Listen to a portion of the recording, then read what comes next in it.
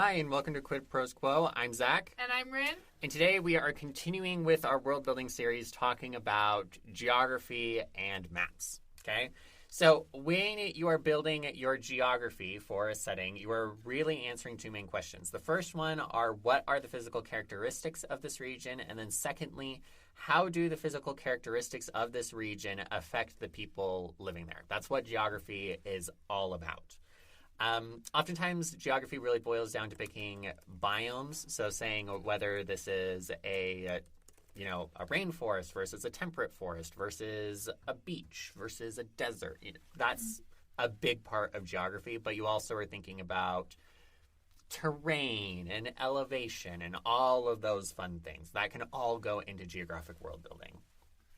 Yeah, so again, the two big questions: what are the physical characteristics of this region, and how do the physical characteristics in this region of your world affect the people living there? So, I have a pet peeve, a bone to pick with, single biome planets, and I'm sure you do too, as, an astrophysicist. But, they're just not realistic, but, they're simplistic, and sometimes simple is good. There are two cases where you would have single biome planets, and that is ice and desert, and that's it. No ocean planets? If you did have a complete ocean world, you would still have ice caps. Okay, cool, good to know. So, in our initial episode on world building, we talked about top-down versus bottom-up, and Zach has, the geographical world building explanation for top down versus bottom up, and yeah. I want you to talk about the orbital dynamics of the planet. Yes! Okay. So, like I mentioned in the last episode, top down is starting with the star, going to the planet, and working it out from there. So, if you're starting with the star, you're picking out what kind of star you're talking about, and then how many stars there are. I'm just going to throw this out there because I recently read a book that had a 3-star system in it, and it drove me nuts. The way that stars work is that they orbit in binaries, okay? So you can have 1 star or you can have 2 stars. If you have 3 stars, then 2 of the stars are orbiting around each other, and then you have 1 that's on the outside, orbiting both of them together. That's how stars work.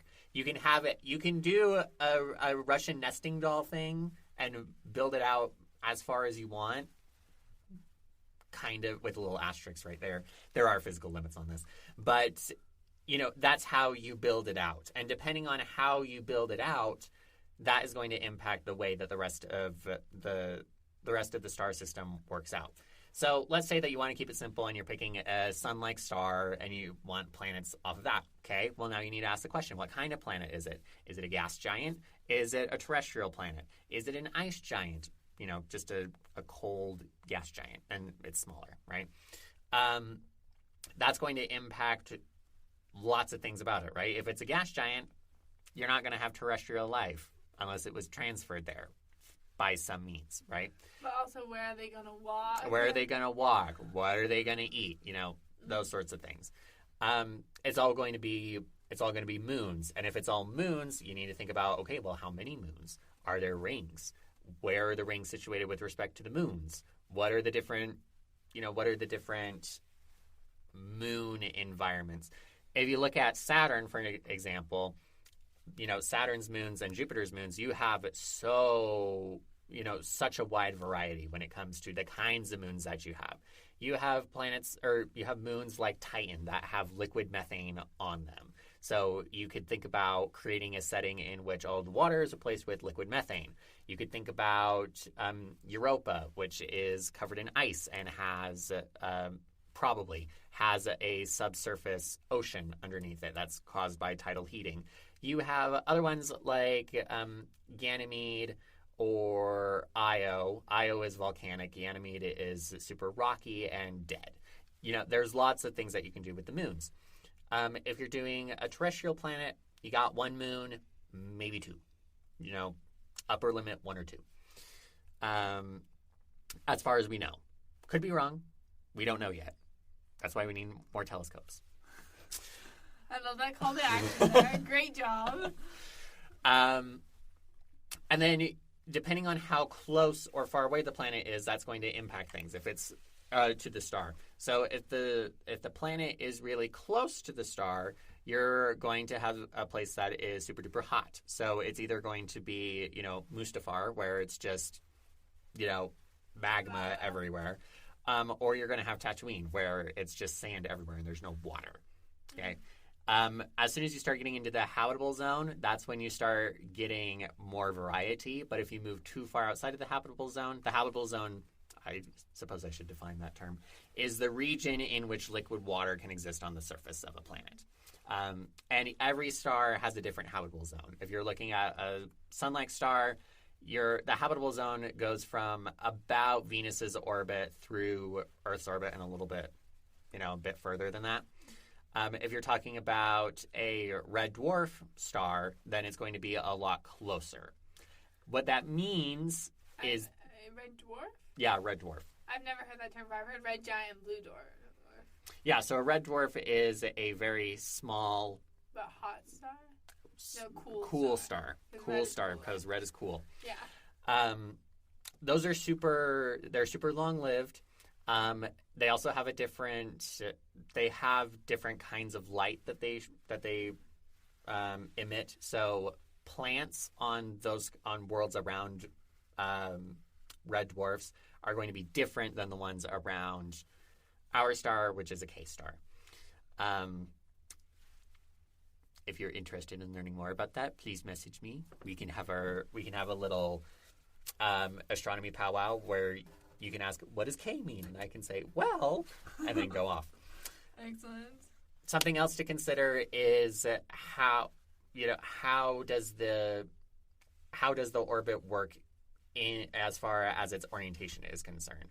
If you're talking about Earth's orbit, Earth orbits inside of a plane, right? And surprisingly, most of the planets are in the same plane, but some of them are tilted up or down. So that's going to impact the way that we see the planets, and any interaction in between, species that are on those planets is going to be influenced by that. How's the planet inclined with respect to this orbital plane? For Earth, we're inclined something like 24 degrees, well, somewhere around there. So we have seasons. If it was just straight up and down, wouldn't have seasons. So you can get really far into the weeds on this. If you're going from the top-down approach, find an astronomer friend. I will be your astronomer friend. Just message me. Do you want to drop your handle real quick or your email for that? Yeah, so you can contact me at DC Winters on Instagram. You can email me at d.c.winters@gmail. You can contact me on Facebook at DC Winters. If you want to chat science, I'm down. Yeah, I'm also down to chat science, but I just don't do astronomy. I am more like the plants. Yep. And I know a tiny bit of physics. Probably just enough to tell you what color the planets would be if you told me what color your star was. Of course, there's the bottom-up approach where you say, I want this spot to be a forest, and then you build it out from there and you just do it. That's way simpler. We're not going to get into that too much because we're already using up a lot of our time, which is totally fine. I wanted you to go off. That's super interesting. I think something that's really helpful in world building, geography, and stuff is to actually have a map. Yep. And you can draw this yourself.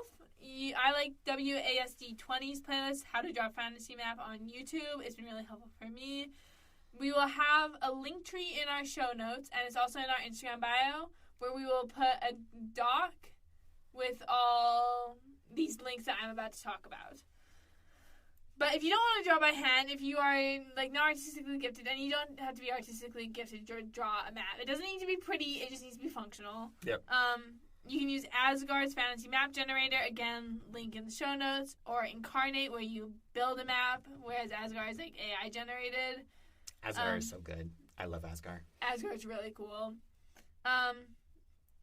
And then I will also have a link in the show notes, in the document, linked in the show notes, to a TikTok that my friend from my writing group, Will, did, where he shows you how to use Incarnate, which is a map building software. And there is a free version. All these things are free. There are paid versions of some of them, but free resources are what's up. But, get a map, and even if it doesn't go into the book, even if you don't commission a really fancy map from a really cool map artist later, maps are helpful for you to know what's going on and where. Also to understand the distances in between different things. Yes. Keep that consistent. If you're looking for, so once you have the map, that's when you start putting down your biomes. If you're looking for a primer on the science of biome placement, I would recommend Mark Rosenfelder's Planet Construction Kit. Again, there will be a link in the show notes. And the Planet Construction Kit is also good for a lot of other world building topics. But you can use the geography section of this book to go through and say, okay, if this is the planet that I have, then these are the wind currents that I have. These are the ocean currents that I have. If I take these two things combined with the elevation map, I can start putting in where my deserts are and where my forests are, all of that good stuff. If that sounds like too much work, another thing that you can do is that you can rip the topography wholesale from a region on planet Earth. Because if you are looking for a particular... It's kind of crazy. If you're looking for a particular biome combination, it probably exists somewhere on Earth. That's how amazing our planet is. So, for example, I mentioned earlier with the bottom-up approach saying, okay, I need my characters inside of a rainforest, and there needs to be a mountain range, and then there needs to be a desert. It turns out that that exists on Earth in central Mexico. So I can just rip topography from there if I want. Terry Brooks does this inside of the Chronicles of Shannara, where he takes the Western United States and uses that as his setting. You can also use a generator like Asgard to emulate a particular region of planet Earth. So Asgard has options to emulate a Mediterranean environment. Curiously enough, the exact environment that I was looking for my short story, so I was super happy about that. Or, an atoll, an archipelago. Lots of different things. There are many options. Yeah, absolutely. Let's do a test environment. This is for my Little Mermaid retelling where it's like gender bent and gay. As is everything I do gender bent and gay?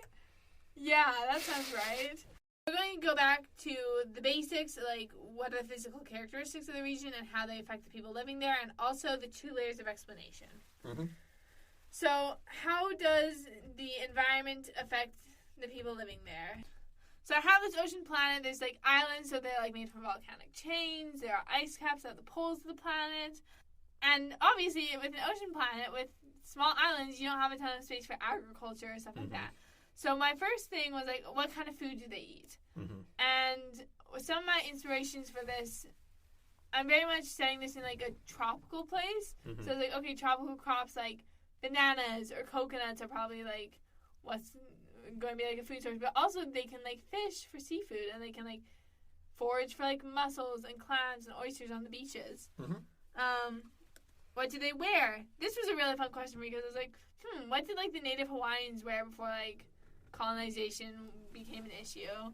And I did some Googling, and this is like a really good skill. Like even if you're doing fantasy, you should be able to like know how to Google things and find answers. It's just a good research skill, but it's something like Hawaiian kappa is what it's called, and I hope I'm saying that right. But it's bark cloth, and it's bark pounded until it's thin and malleable as fabric using a special like hammer. Mm-hmm. So it's like, okay, so it is a type of fiber, and it can be made into all sorts of clothing. How do they get around? They probably have more boats than other vehicles. Islands are probably small enough it's not worth it to make wheeled vehicles if they've even gotten like the invention of the wheel, because this is very much fairy tale. Like, the vibes are like Moana, or the vibes are Moana. Yeah. Well, and you mentioned, even when you start off with, well, they're going to be foraging, agriculture is going to be hard, that kind of thing. Mm-hmm. Even then, you can tell something about the kinds of cultures that will arise, because in those cases, you're not likely to get large empires, mm-hmm. right? You're more likely to get small hunter-gatherer tribes, small agricultural things. You're probably not going to hit much above Dunbar's number of around 150 people living inside of one spot. If you're not aware of Dunbar's number, look it up. Practice your research skills. Yep. And that's something that is going to impact the society, because if you're living in a group of 150 people, everybody knows everybody, and everybody knows everybody's business. Yeah. And then the next thing I thought of, and this is where I'm going to apply the 2 layers of explanation, is like tropical storms are going to be like a big thing. And I'm like, how on earth do you survive tropical storms if you're like in a boat? Because again, I was watching Moana the other day, and like the storm just like absolutely wrecks her in like the first like half of the movie when the storm comes. Right. And I was like, even if you're like on an island, that's still gonna be devastating. Like if a natural disaster hits Hawaii, they have like the food supplies to last like maybe 10 days, and then they're dead. Or dying. Probably not dead, but dying. So problem, layer 1, tropical storms. How do you weather a tropical storm? And this, I went back to research, and I found that in different areas of the Pacific Islands and in Polynesia, they will build their houses so they're scattered instead of in a line. So any damage is minimal, and that's like based in real life. So I'm like, okay, so they do it this way. They have ways to like, stabilize their boats, because ships are made to weather storms. And I don't know that much about all the ships yet. This is like a very baby stage project. But you can see through this like test environment that I have thought of some of the world building from like a geographical point of view, and then how it affects the people. And I've done research to supplement this and make sure it's realistic, because not realistic, but believable. Yes. Because that is a big thing with world building, is make sure it is believable. Yep. So, you can go way far into the weeds for this. We've just scratched the surface as far as geography and climates and biomes are concerned. If you're interested in talking more about all of that, reach out to us. You can find us at QuidProsQuo on Instagram. You can email us at quidprosquo@gmail.com. And we'd love to hear from you. Thank you so much for joining us today on Quid Pros Quo. Quid Pros Quo is hosted by DC Winters and CK Jensen. If you like this episode, be sure to leave us a rating. And if you'd like to contact us, you can email us at quidprosquo@gmail.com. For more episodes, check us out on Spotify, Apple Podcasts, or wherever else you get your podcasts.